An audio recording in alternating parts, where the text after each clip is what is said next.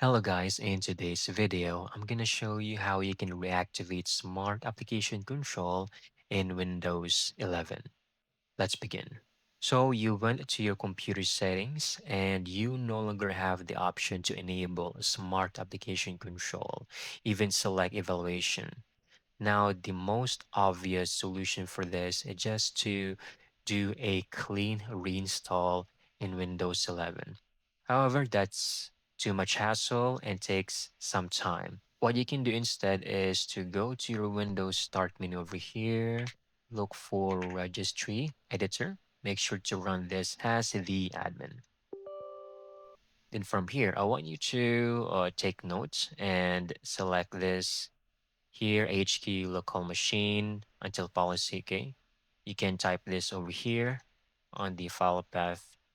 For example, I'm going to copy this, okay? And just replace this and then hit enter. So once you hit enter, go and click on verified and reputable policy state.